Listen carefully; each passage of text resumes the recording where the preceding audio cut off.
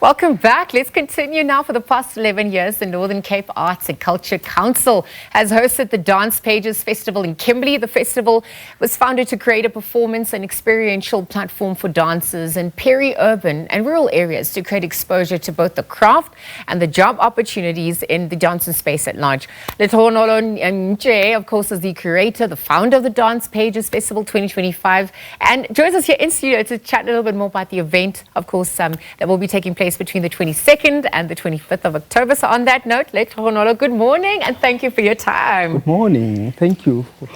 So this is exciting times, particularly for the Northern Cape province. And so thank you for playing your parts as well. Tell us how it's structured. There are about 4 parts to this festival, right? Yes, actually 5 now. 5. Oh, okay. Tell us more. Yeah. Right. So we've got the performances, main performances every day. Yeah. Then we've got the school festival where we invite scholars, primary school and teachers and high scholars over 2 days. And we've got the conference where we have discussions about dance and how we want to see dance, at the stage where we want to see in this country, and not only in the Northern Cape.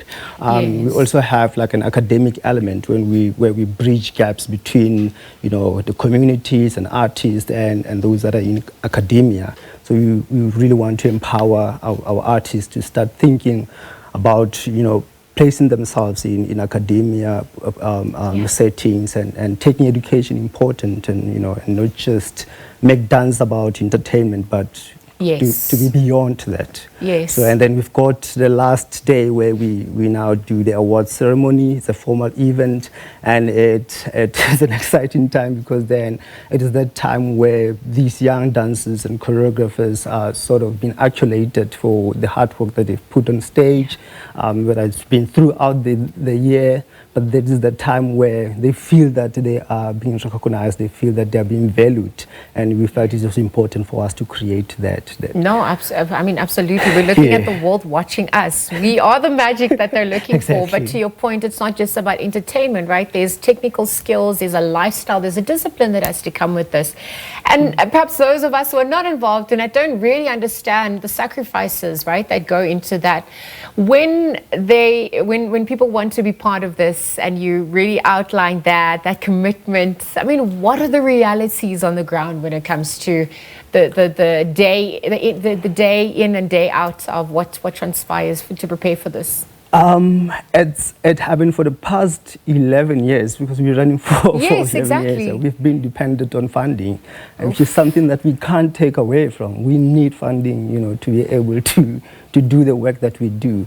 And so imagine a child who has a vision and a dream to be on a stage, and suddenly they get that. So to them, it's not just about being on stage. It's about knowing that their voices is valid and is heard, and we want to impact those people. We want young choreographers and dancers in the periphery, because most of the time there are no platforms for those in the periphery, even though there are so national festivals, but they don't really represent those that are in the margins. And so we want to amplify the voices of those communities and the choreographers from the margins.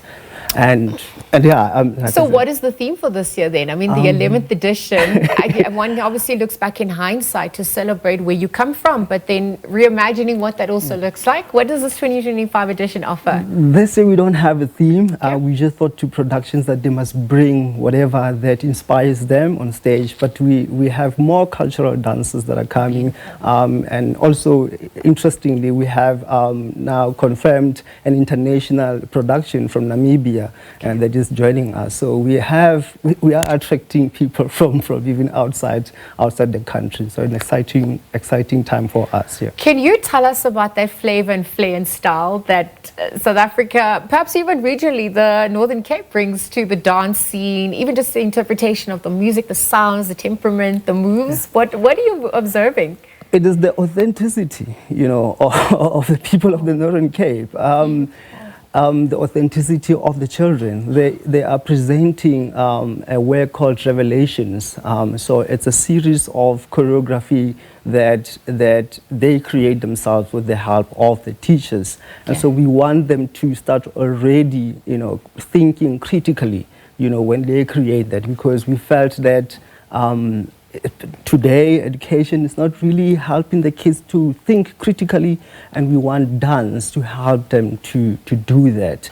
And these works that are created by children, they think about their own costumes, they think about how they would want to set up the stage. And so it's interesting to see children from as young as 5 years, having to put all that together. It's impactful, it's massive for us, Yeah.